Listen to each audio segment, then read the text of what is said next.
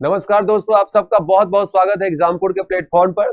और आज short videos में मैं आप लोगों के लिए लेकर आया हूं पोचमपल्ली गांव। ये ध्यान दीजिएगा, यहाँ पर मैं जो आपको आज जो शॉर्ट वीडियो करा रहा हूं बहुत ही इंपॉर्टेंट है और इस तरह से क्वेश्चन आपको यूपीएससी, आईएएस, पीसीएस सभी में देखने को आपको मिलता है। ठीक है, ध्यान दीजिएगा। यहाँ पर एक पॉइंट जो मैं आपको बता रहा हूँ, पोचमपल्ली गांव जो है ये नलगोंडा जिला है, एक हैदराबाद के बगल में तेलंगाना राज्य में। हैदराबाद से लगभग 50 किलोमीटर की दूरी होती है पोचमपल्ली गांव की। और इसको, इस गांव को, पोचमपल्ली गांव जो है इसको सम्मिलित किया गया हुआ है। इसको सम्मिलित किया गया है आपको किस में?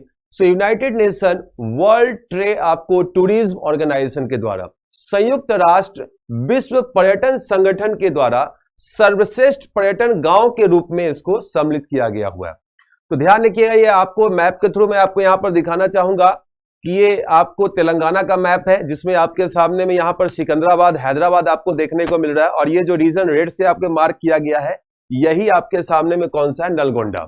इस जगह का नाम होता है नलगोंडा। मैं आपको दिखाना चाहूंगा यहाँ पर, इसका जगह का नाम है नलगोंडा।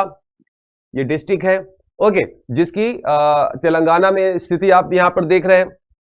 ये जो नलगोंडा जो जगह है और जहां पर पोचमपल्ली गांव है, तीन स्थानों को नामित किया गया था, उसमें से इसे चूज किया गया हुआ। ये वही पोचमपल्ली जगह है जहां से विनोबा भावे ने भूदान आंदोलन की शुरुआत किया था। अगर आप में से किसी की जानकारी हो भूदान आंदोलन क्यों, तो थोड़ा सा रिकॉल कीजिए। विनोबा भावे जो कि गांधी से बहुत ही प्रभावित होते थे और उन्होंने एक नया आंदोलन शुरू किया था। देश की आजादी के बाद आप जो सामाजिक विषमताएं जो व्याप्त थी उसको कम करने के लिए उन्होंने ये आग्रह किया बड़े बड़े पूंजीपतियों से, जमींदारों से, कि वो अपनी कुछ जमीनों को दान कर दे जो निचले तबके के लोग हैं उनके लिए। आइए पॉइंट आउट करते हैं। 18 अप्रैल 1951 यहां पर मार्क किया जा रहा है, ध्यान दीजिएगा। 18 अप्रैल 1951 को आचार्य विनोबा भावे द्वारा भूदान आंदोलन की शुरुआत की गई। यह भी एक क्वेश्चन आपका बन जाता है। ठीक है, भूदान आंदोलन की शुरुआत कब और किसके द्वारा की गई, जिसको चिन्हित करने हेतु पोचमपल्ली गांव को भूदान पोचमपल्ली के नाम से भी जाना जाता है। ध्यान रखिएगा कि 1951 से भूदान आंदोलन की शुरुआत हुई थी, जिसकी शुरुआत किया था आचार्य विनोबा भावे ने। कहां से? पोचमपल्ली गांव, नलगोंडा और अब का तेलंगाना, जो कि 2 जून 2014 से तेलंगाना बन चुका, उससे पहले आंध्र प्रदेश था। ठीक है, ये जो आप देख रहे हैं भूदान आंदोलन जो था, मैं फिर से आपको बताना चाहूंगा, भूमि उपहार आंदोलन था। भूमि उपहार आंदोलन, जिसे रक्तहीन क्रांति के रूप में भी जाना जाता है। क्वेश्चन मार्क करके रखिएगा। भारत में एक स्वैच्छिक भूमि सुधार आंदोलन था। ये काफी सारे भूमि सुधार, लैंड रिफॉर्म्स और कई सारी चीजें आपको पढ़ने का मौका मिलेगा जीएस के संदर्भ में।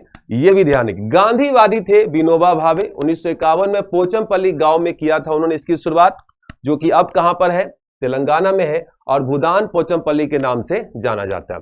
भूदान आंदोलन में क्या था? मैंने अभी आपको बताया कि भूदान आंदोलन में धनी जमींदारों को स्वेच्छा से अपनी भूमि का 1% भूमिहीन, आंशिक हो गया, 1% भूमिहीन लोगों को दान के लिए राजी करने का प्रयास किया गया था। और इसमें काफी हद तक वो सफल भी हुए थे, ऐसा भी नहीं कि नहीं हुए थे।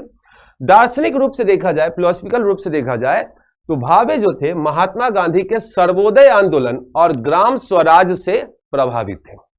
ये कुछ एक्स्ट्रा पॉइंट है इस गांव से जुड़ा हुआ। अब आपको आइए कि यहां पर ये गांव को जो विश्व पर्यटन स्थल के रूप में, गांव के रूप में सम्मिलित किया गया, क्यों? इस गांव की एक विशेषता है, यहां पर एक पोचमपल्ली इकत साड़ी बनाया जाता है, जैसे होता है ना बनारसी साड़ी, इन सबको। अब ये पहले ही से इसको ज्योग्राफिकल इंडिकेशन का टैग मार्क पहले से मिला हुआ था, मतलब कुछ विशेषता तो इसमें पहले से थी, स्पेशलिटी है इस साड़ी की। तो पॉइंट आउट करते हैं कि नलगोंडा जिले में पोचमपल्ली को प्रायः उत्कृष्ट साड़ियों के लिए भारत के रेशम शहर के रूप में जाना जाता है। एक पॉइंट यहां से आपका हो गया मल्टीपल चॉइस क्वेश्चंस में। देन जिसे इकत नामक एक अनूठी शैली के माध्यम से बुना जाता है। इकत, तो इसलिए इसको हम लोग इकत साड़ी भी कहते हैं। तो एक शैली क्या है? बुनकरों की एक शैली होती है इकत, जिसमें वो लोग हैंडवर्क करके, इस मशीन से नहीं, हैंडवर्क करके इस साड़ी को बनाते हैं। ठीक है, पोचमपल्ली इकत, ध्यान रखिएगा, पोचमपल्ली इकत। एक फिर से क्वेश्चन यहां पर बनेगा। शैली को वर्ष 2004 में एक भौगोलिक संकेतांक के रूप में भी चिन्हित किया गया था।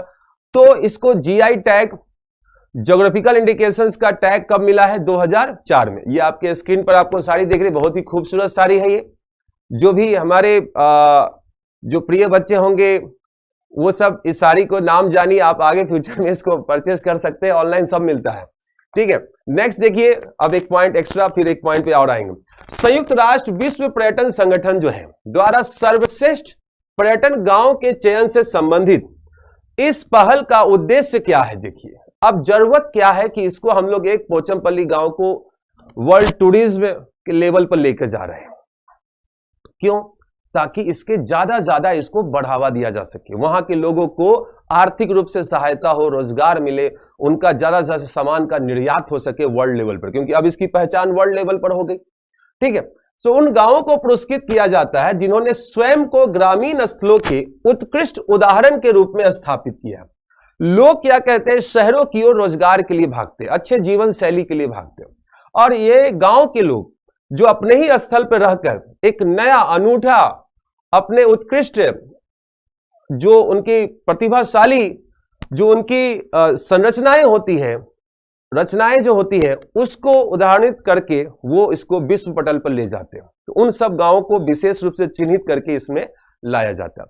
साथ ही इसका उद्देश्य गांव को प्रशिक्षण एवं सुधार के अवसर प्रदान कर ग्रामीण पर्यटन क्षमता को बढ़ाने में भी सहायता प्रदान करना। तो अगर उस क्षेत्र को हम लोग अगर विश्व पर्यटन स्थल पर ले जाएंगे तो बाहरी लोग वहां तक पहुंचेंगे, उस गांव का विकास होगा कि नहीं होगा, उस गांव में रोजगार की संभावनाएं जागृत होंगी कि नहीं होंगी, उस गांव का आर्थिक विकास होगा कि नहीं होगा, वहां की अवसंरचनाओं का विकास होगा कि नहीं होगा। तो ये सारी चीजें जुड़ी होती है, और इसलिए वर्ल्ड यूनाइटेड नेशंस की जो अनुषंगी जो संस्थाएं होती है वो इस प्रकार के कार्यों को करती है। सो होप ये जानकारी भी आपको आज बहुत अच्छी लगी होगी, और अच्छी लगी है तो आप इसको लाइक और शेयर जरूर कीजिएगा। ये आगामी आने वाले आपके यूपीएससी, आईएएस और स्टेट पीसीएस और सभी अदर कॉम्पिटिटिव एग्जाम्स के लिए भी उपयोगी होने वाला, ठीक है। तो आज की इंफॉर्मेशन को हम लोग यहीं रखते हैं, फिर आप लोगों के साथ एक नए इंफॉर्मेशन के साथ मैं फिर से एक बार जुड़ूंगा। तब तक के लिए नमस्कार, धन्यवाद।